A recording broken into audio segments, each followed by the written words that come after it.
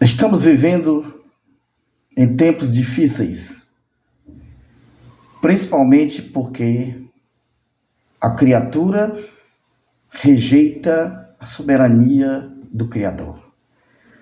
Nós temos levado a vida de uma maneira a expressar a ideia de que tudo que a gente faz é lícito e que não temos que prestar conta pelo que fazemos. Mas esse é um grande engano. Vejamos o que a palavra de Deus, a Sagrada Escritura, a Bíblia, diz sobre a situação do ser humano. Nós vamos prestar conta pelo que fizemos, pelo aquilo que não fizemos, nossas omissões, pelas transgressões e desrespeito aos estatutos de Deus. O julgamento. Enquanto eu olhava, tronos foram colocados e um ancião se assentou. Sua veste era branca como a neve. O cabelo era branco como a lã. Seu trono era envolto em fogo e as rodas do trono estavam em chamas. Diante dele saía um fogo, um rio de fogo. Milhares de milhares o serviam. Milhões e milhões estavam diante dele. O tribunal iniciou o julgamento e os livros foram abertos. Daniel 7, versículo 9 e 10. Você pode conferir. Foi assim que Daniel viu o grande dia, quando a vida de cada ser humano passará em revista perante o juiz de toda a terra.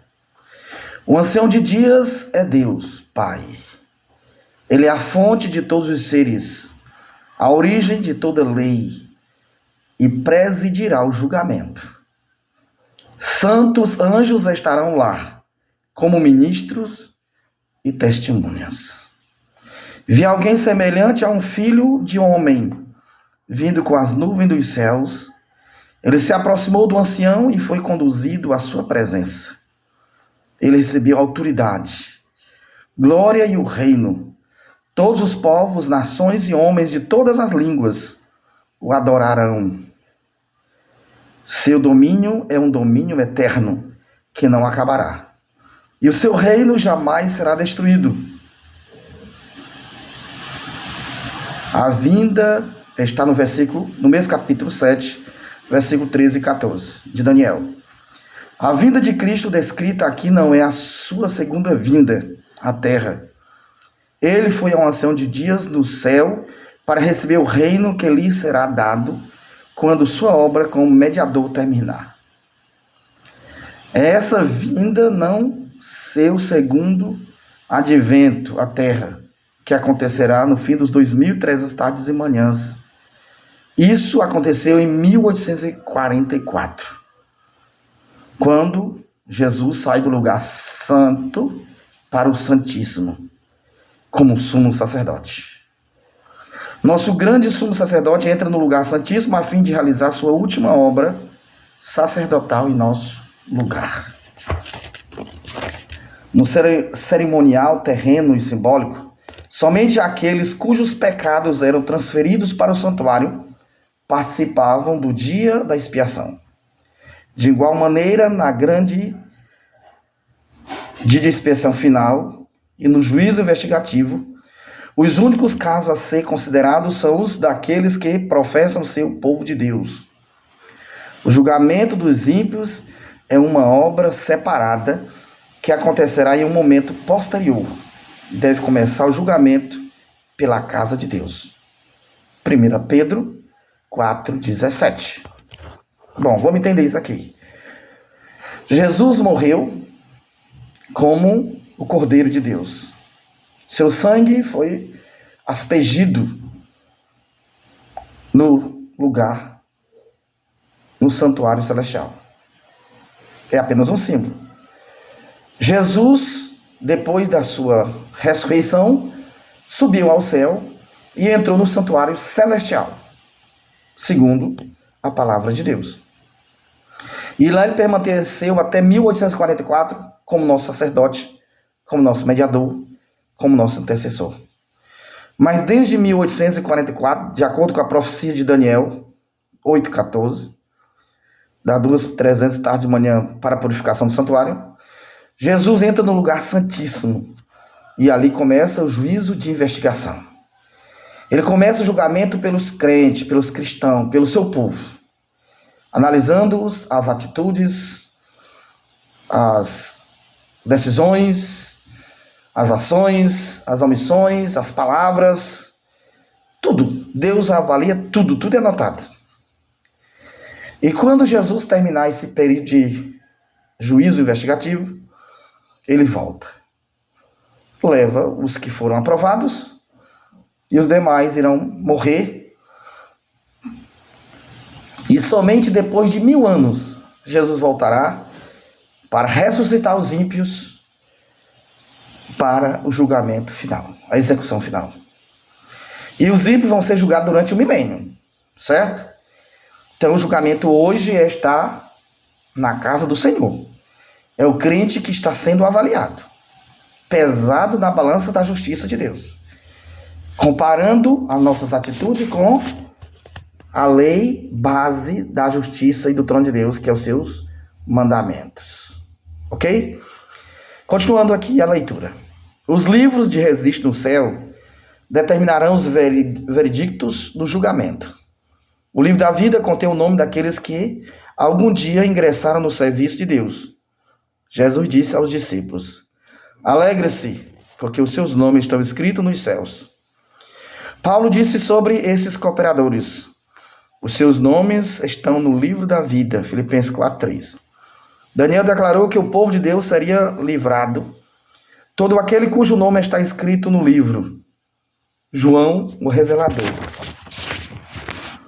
afirmou que somente aqueles cujos nomes estão escritos no livro da vida do Cordeiro entrarão na cidade de Deus. Então eu faço uma pausa aqui e convido a você a fazer uma reflexão. Você que um dia aceitou Jesus, creu na sua salvação, aceitou ser seu servo, guardando os seus mandamentos. Mas se você não está envolvido na obra do Senhor, se você não anuncia o reino de Deus, se você não prega, se você não faz parte desse exército, cuide. Porque Jesus deixou bem claro.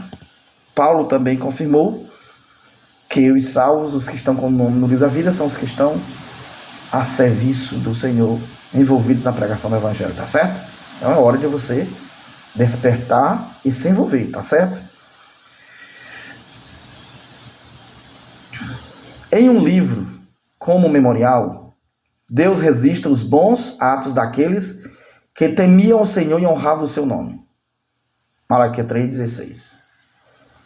Toda tentação resistida, quando alguém lhe convida para participar de alguma atividade ilícita, profana, transgredir a lei de Deus, quando você resiste, isso é colocado num livro como memorial.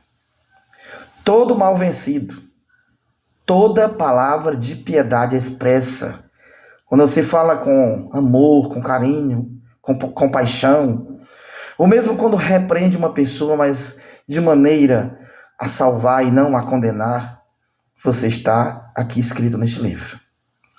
Todo ato de sacrifício, todo sofrimento suportado em nome de Cristo é registrado.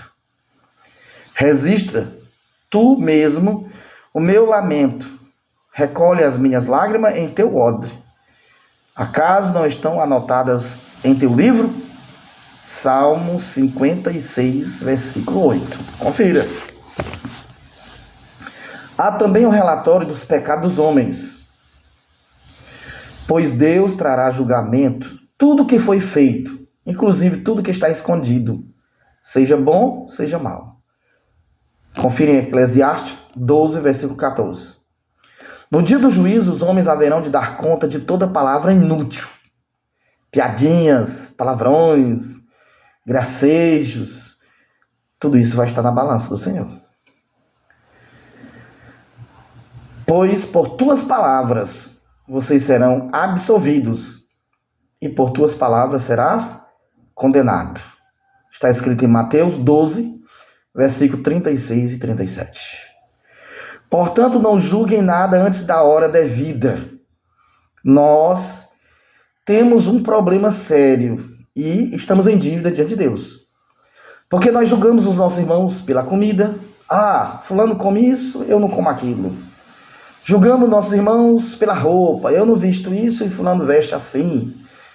Essa roupa não é de crente. Então nós ficamos julgando e nós não somos juízes. É o que a palavra de Deus diz. Não devemos fazer isso. Todos irão comparecer diante do Senhor. Não é eu que vou julgar ninguém, não. Eu vou ser julgado. Eu tenho que ter esse cuidado. A palavra de Deus está nos revestindo. Ó. Não devemos julgar ninguém pelo comer, pelo vestir, pelas suas atitudes. É Ele Deus. Então nós não podemos determinar a justiça de Deus. Nós temos que se cuidar, tá certo? Então, portanto, não julguem nada antes da hora devida. Ele, Deus, trará à luz o que está oculto nas trevas e manifestará as intenções dos corações.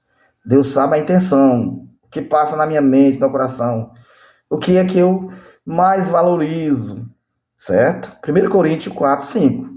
Então Deus vai julgar pela intenção. Eu posso fazer caridades, ofertas, eu posso fazer coisas fantásticas, reforma de saúde, na roupa, mas se a minha intenção é honra, é glória, é para mim ser considerado mais santo que os outros, não vai valer nada. Jesus deixou bem claro, aquele que ora nas praças para ser visto, ou se veste para ser visto, ou faz alguma coisa diferente para se diferenciar dos demais, não está honrando a Deus com isso aí, tá certo? Ao lado de cada nome dos livros dos céus estão escritos toda má palavra, todo ato egoísta, todo dever não cumprido, todo pecado secreto. Aquele pecado que está dentro do meu coração, que eu não pratiquei, mas está lá dentro, eu estou acariciando, eu tenho vontade, sei lá, hein? Isso é sério, Deus está também anotando num livro, e isso vai ser a minha ruína, a minha condenação. Advertências enviadas pelo céu ou reprovações negligenciadas. Alguém me reprova, me adverte, mas eu gosto, não acho que não é tão mal, então eu vou negligenciar essa advertência, então eu vou me condenar, me perder por causa disso. Momentos desperdiçados, quando eu passo muito tempo em entretenimento, diversões, ou programas, ou alguma coisa que não edifica, eu estou perdendo tempo, e Deus vai cobrar isso aí. Momentos desperdiçados. A influência exercida para o bem ou para o mal, se a minha atitude, se o meu comportamento, se as minhas palavras está levando alguém a duvidar da palavra do Senhor, então a minha influência está sendo para o mal. Eu vou me perder por isso. Assim como seus resultados de vasto alcance. Tudo é historiado pelo anjo relator. Está diante de Deus como memorial. Deus vai fazer o julgamento com que base? Qual é o fundamento? Qual é a norma? A lei de Deus é o padrão do julgamento. Que tristeza, né? Hoje a maioria dos cristãos, evangélicos e protestantes, ousadamente diz que a lei de Deus não mais existe. Não tem mais validade. Jesus Cristo mudou. Mas aqui a Bíblia deixa claro que o julgamento é pela lei. Então, se eu vou ser julgado pela lei, eu tenho que viver de acordo com a lei. Porque senão eu vou ser condenado por essa lei. Tema a Deus e obedeça aos seus mandamentos, porque isto é o essencial para o homem. Pois Deus trará a julgamento tudo que foi feito, inclusive tudo que está escondido, seja bom, seja mal. Eclesiastes 12, 13 e 14. Falem e ajam como quem vai ser julgado pela lei da liberdade, a lei dos 10 mandamentos. Tiago 2, 12. Então, vou ser julgado pela lei da liberdade, os 10 mandamentos. Aqueles que são considerados dignos participarão da ressurreição do justo. Jesus disse, os que forem considerados dignos de tomar parte na era que há de vir e na ressurreição dos mortos, são os filhos de Deus, visto que são filhos da ressurreição. Lucas 20, 35 e 36. Os que fizeram bem sairão da sepultura e ressuscitarão para a vida. João 5, 29. Os justos mortos só restarão depois que forem considerados dignos da ressurreição da vida no julgamento. Logo, não estarão presentes em pessoa quando Deus examinar seus registros e decidir seu caso.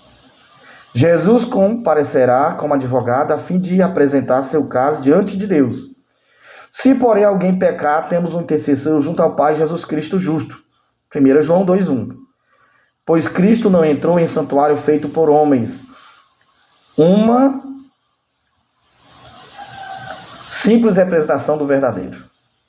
Ele entrou nos céus para agora se apresentar diante de Deus em nosso favor. Hebreus 9, 24.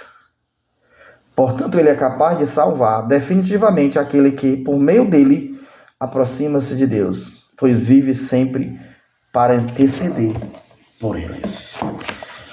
De acordo com o livro de Hebreus, capítulo 9, 24, Jesus está no santuário celestial, intercedendo por nós. Infelizmente, o cristianismo tem negado essa doutrina. As pessoas têm criado outros caminhos. Não param para estudar a Bíblia, principalmente o livro de Hebreus, que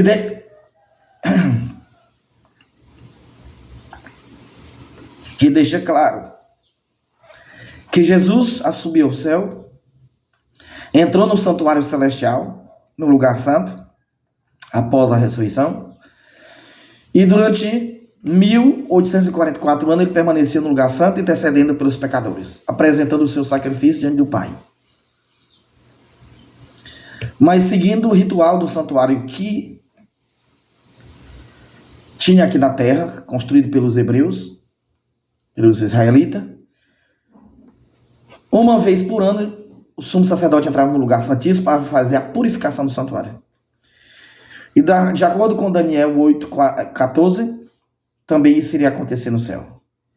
Após 2.300 anos, desde a ordem que saiu para edificar e reconstruir Jerusalém, está em Esdras, é só você verificar, comparar as datas, isso foi no ano 457, e começando a contar o período em que antecederia a história de Israel, o nascimento de Jesus, a morte de Jesus, o sacrifício de Jesus e o tempo de graça para Israel. Só você ler o capítulo 9 de Daniel, deixa bem claro.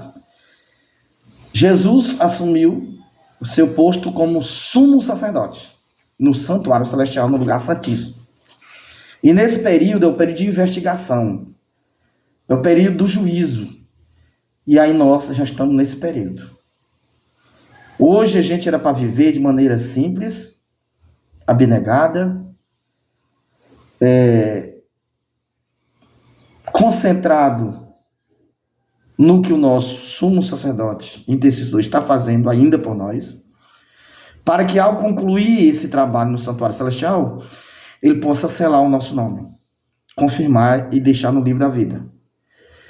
E de acordo com Apocalipse 22, a partir do versículo 10, depois que Jesus terminar esse período de juízo investigativo da vida dos crentes e decidir o caso de cada pessoa, Jesus vai se levantar no santuário celestial.